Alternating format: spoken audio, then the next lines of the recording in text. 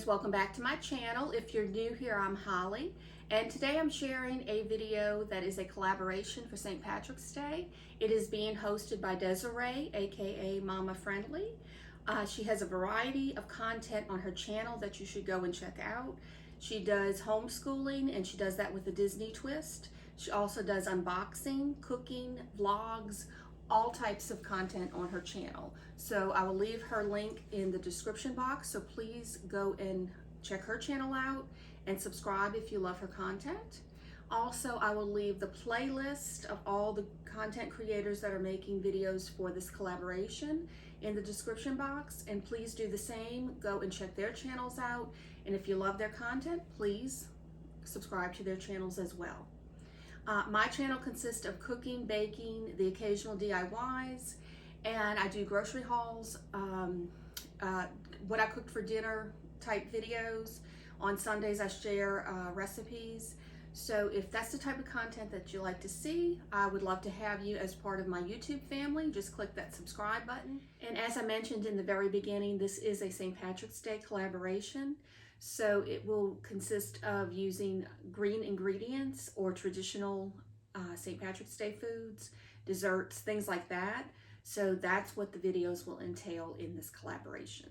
And now I'm going to show you what I made for this collaboration. Two very easy recipes to make, and I hope that you enjoy it. And let's go ahead and take a look at what I've made. And for this collaboration, I decided to do two different types of recipes. So one is a savory recipe, and the second one will be a dessert. And this is a recipe for spinach and artichoke dip pinwheels. They're very delicious. These are great as an alternative to like garlic bread. They also are good as an appetizer. But for the recipe, you will need 1 bag of chopped spinach, and it called for a 10 ounce, but all I could get was the 12, and that worked out great. Some salt and pepper to taste. A half a teaspoon of garlic powder. A can of artichoke hearts, and that I believe was a 14 ounce can. A half a cup of shredded mozzarella cheese. And a half a cup of Parmesan cheese. And that is grated. Also 2 crescent dough sheets, and if you can't find that, you can use the regular crescents. You just need to pinch them together and make it a sheet. And 1 8-ounce block of cream cheese. And what you're going to do is add all of the ingredients together, but I add a little bit at a time. So first add the softened cream cheese and the spinach, and I just mix it up just a little bit. I don't mix it all the way.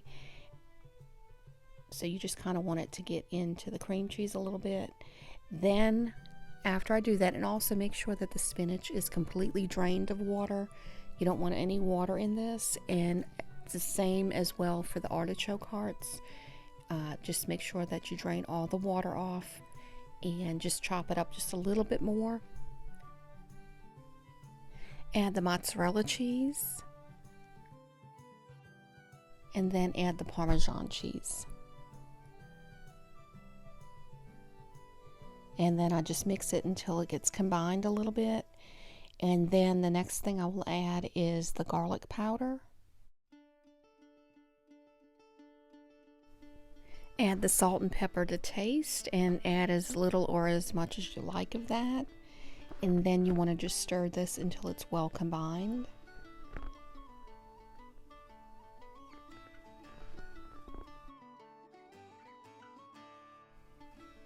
Now I roll the dough out just a little bit, just so I can get it into a rectangular shape. And you want to do that so that way it's just more uniform when you go to roll this up. But make sure you don't roll the dough out too thin, otherwise it will tear when you go to roll everything up. Add an even layer of the filling, but don't overfill it because you will have to roll this up, and you don't want it to be difficult to do that. And I used half of the mixture for this one, and then I saved the other half to use for the second dough sheet. Now you want to roll this up, and when you go to do this, just make sure that you're rolling it tightly and you keep the sides together. I kind of pat the sides in a little bit as I go, otherwise it won't be uniform.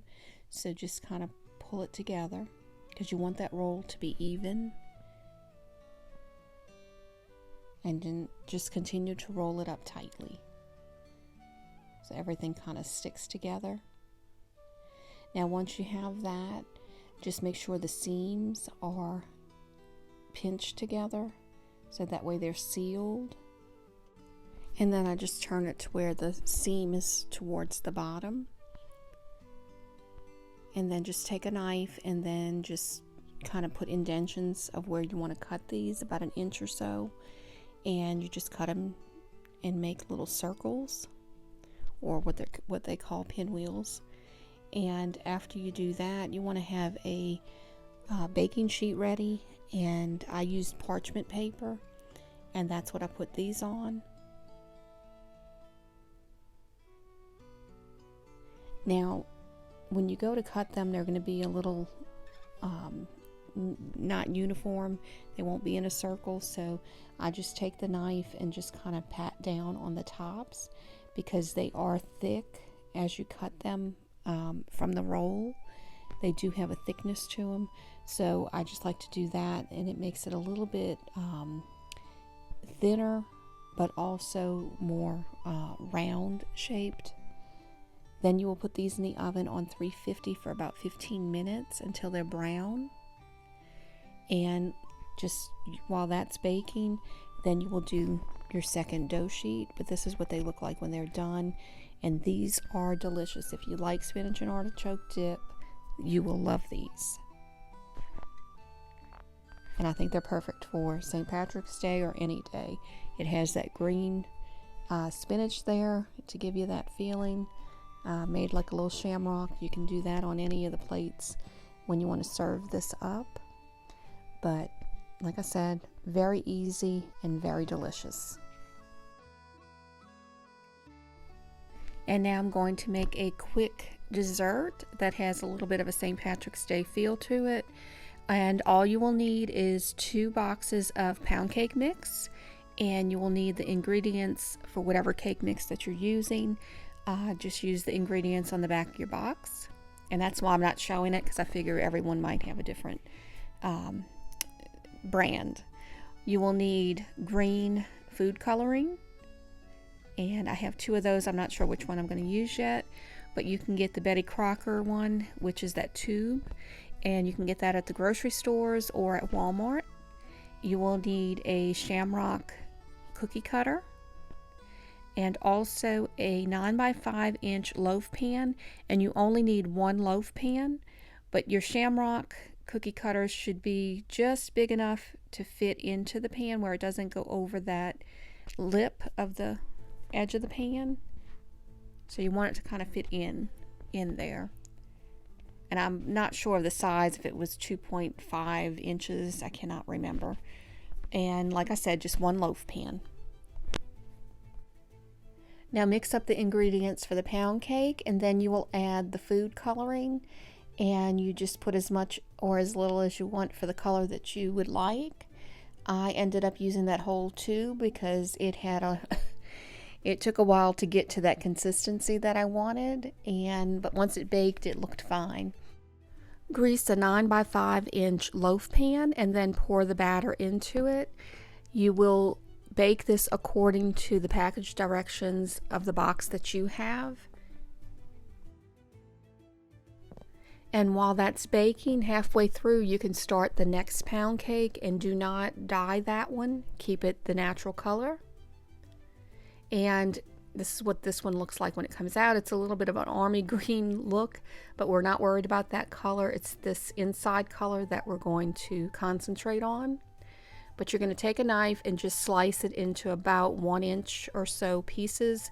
So you want it to be about the same size or the same width as the cookie cutter that you have.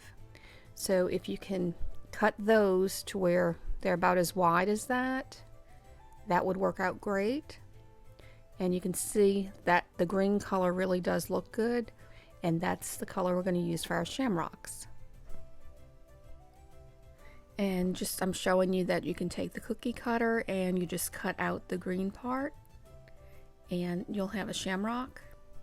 And that won't go to waste. We'll eat that also with some coffee or something, but this is what they'll look like when they're cut out. So just continue to cut the pieces of the pound cake so that way you can get several of those, because we're going to put those in the next pan.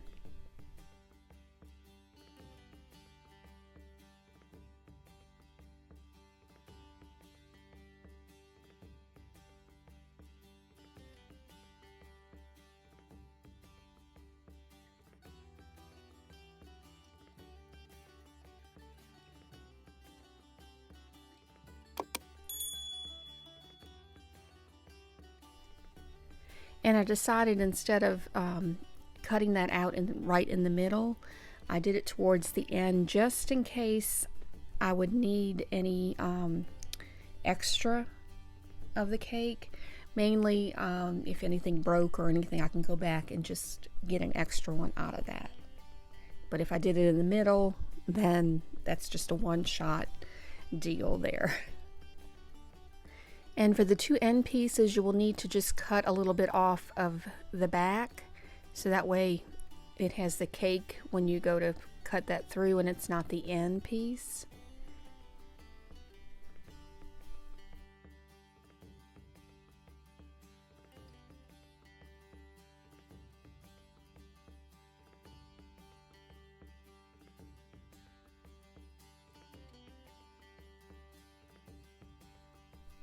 And I'm using the same pan. I just washed it and sprayed some nonstick spray, and we're going to put the shamrocks in the middle.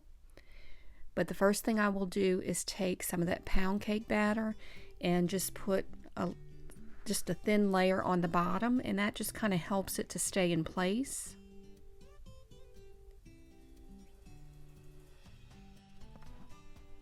Now at first I had a bunch of them together and then put them in and laid them down. That's probably not the best thing to do, because when I did that, and I'll show you later when I cut it, the stem did not show, and I think it's just because I was maybe a little too forceful in putting it down. It just did not work the way I thought it was going to. But the ones that I put in one by one, those came out fine.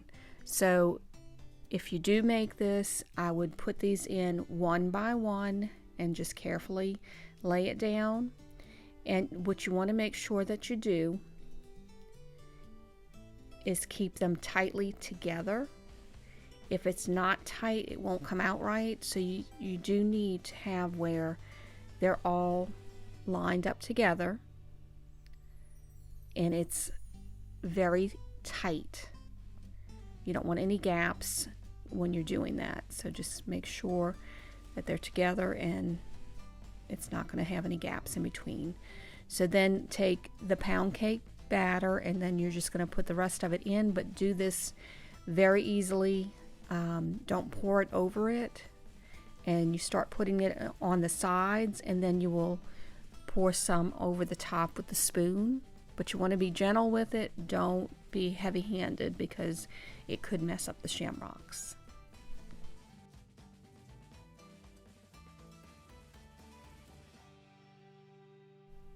Now you will bake this according to the package directions, but probably half the time that you did the first one, just keep an eye on it.